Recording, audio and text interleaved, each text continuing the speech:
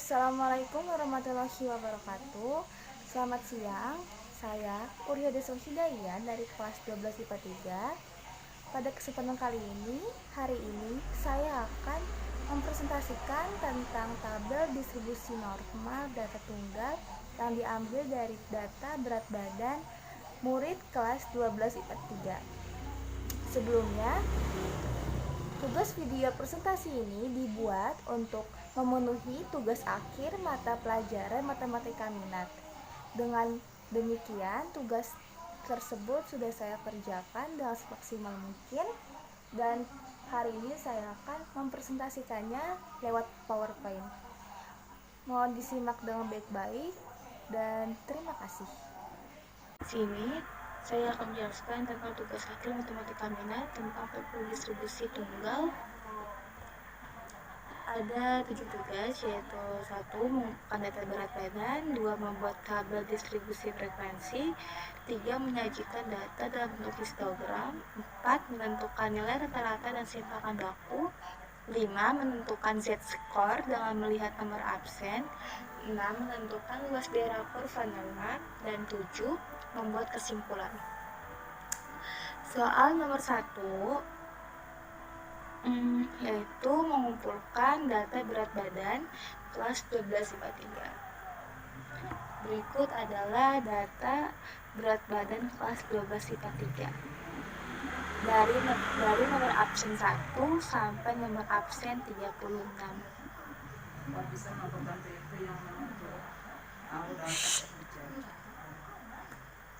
Lalu lanjut soal nomor kedua, yaitu tabel distribusi frekuensi data tunggal. Di sini ada kolom nilai dan kolom frekuensi ya. Frekuensi paling sedikit dan paling banyak yaitu frekuensi 1, dan frekuensi paling tinggi yaitu 7 dengan berat badan 50. Nah, dalam membuat tabel distribusi frekuensi data tunggal ini harus diurutkan dari yang terkecil ke yang terbesar. Lanjut, membuat histogram. Di sini saya membuat histogramnya menggunakan Excel dan bisa juga menggunakan kertas penggaris tangan itu.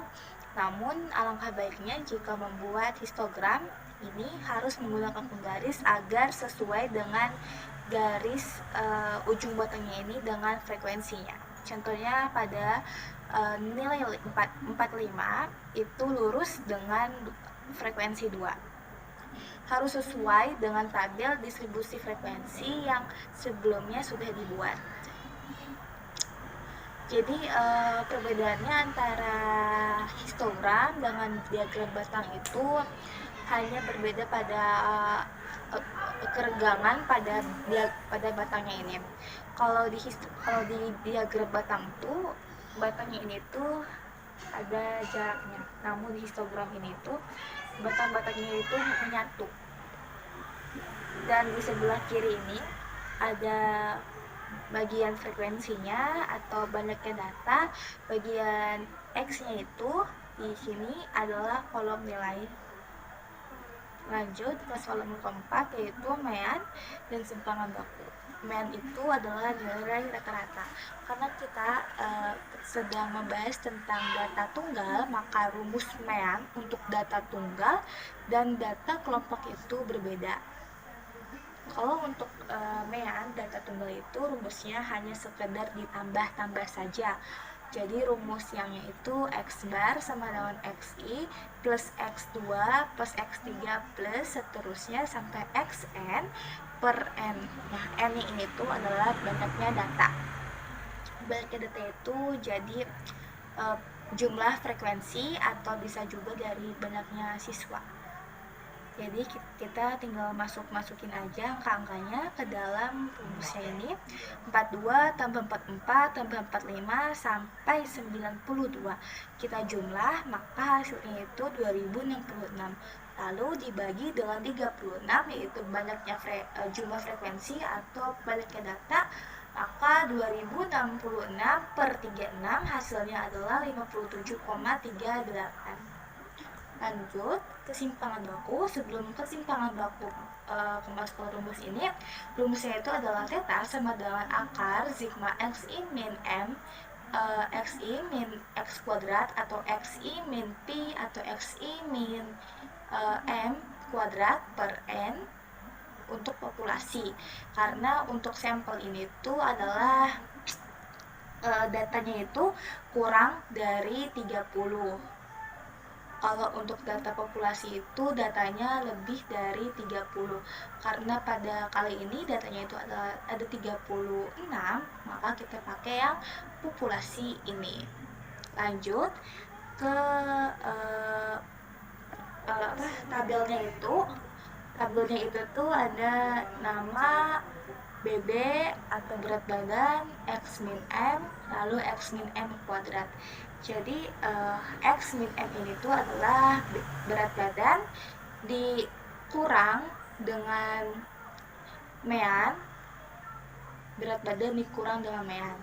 Jadi misalnya 55 dikurang dengan meannya itu 57,38. Hasilnya itu min 2,38. Lalu dikuadratkan.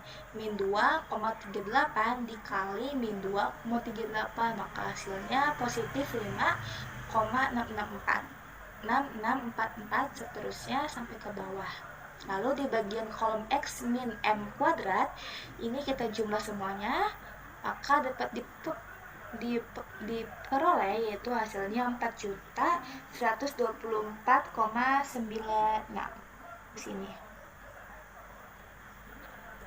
Lalu kita masukin nih ke rumus simpangan bakunya. Rumusnya itu tadi ini, X-nya itu adalah jumlahnya. Tadi jumlah X min M kuadratnya itu 4.124,96 per 36. 36-nya itu adalah banyaknya data.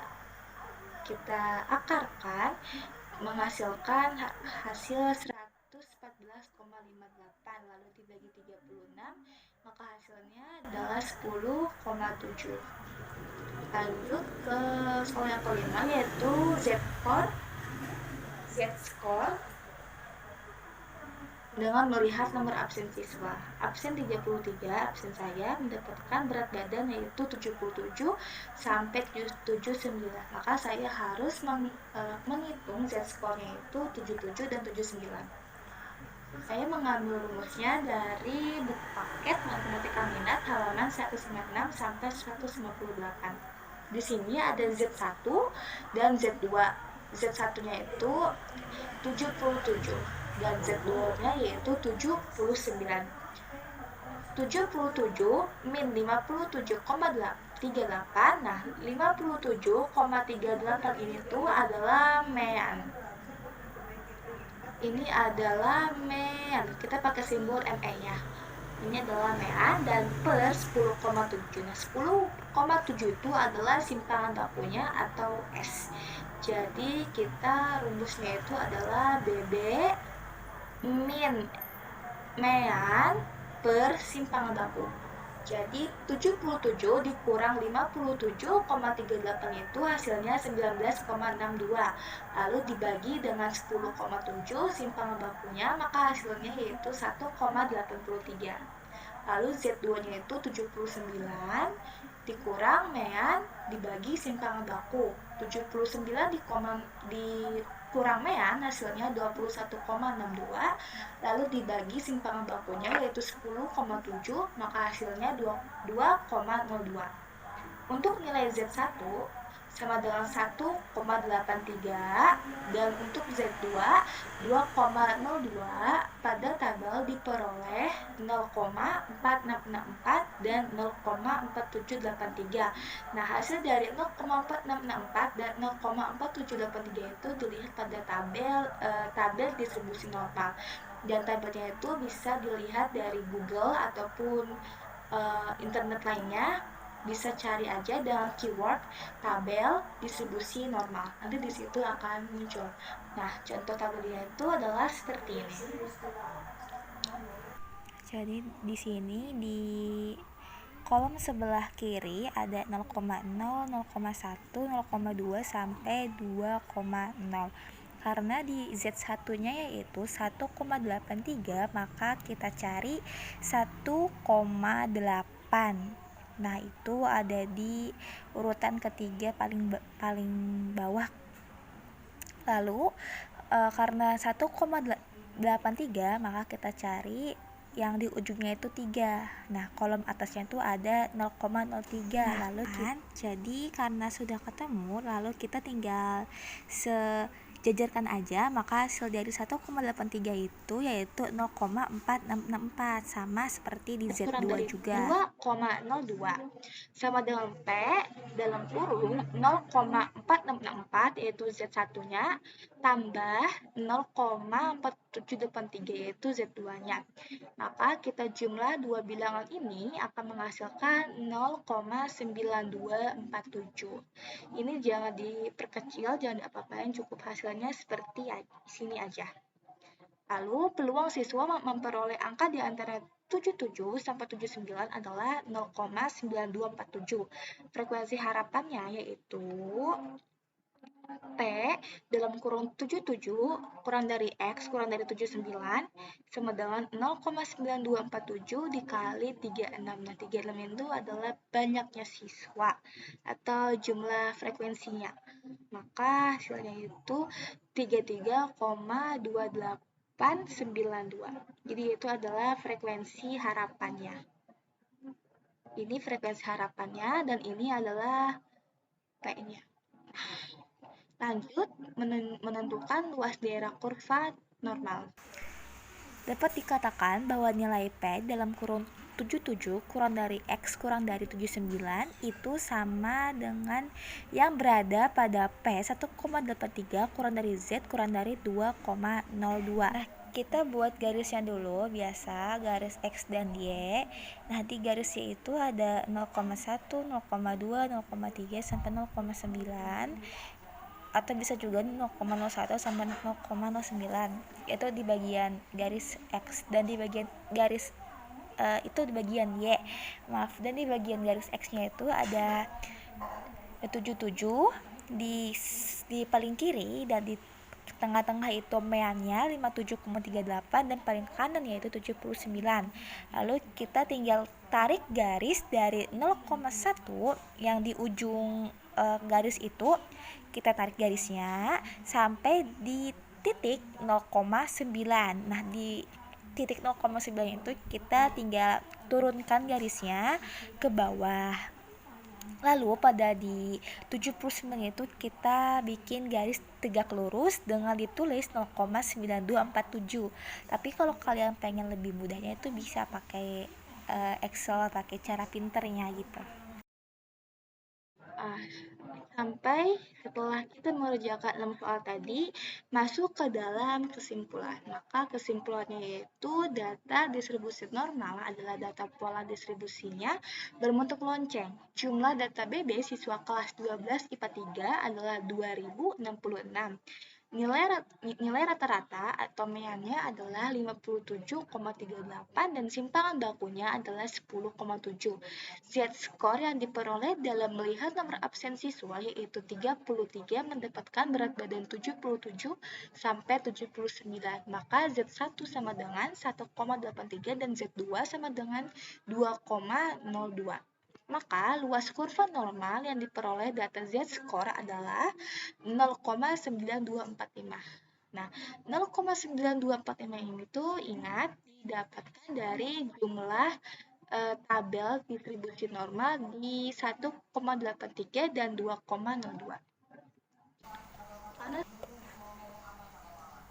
Baiklah, presentasi dari saya sampai di sini. Saya mohon maaf apabila terdapat kesalahan dalam pengerjaannya atau pengucapannya.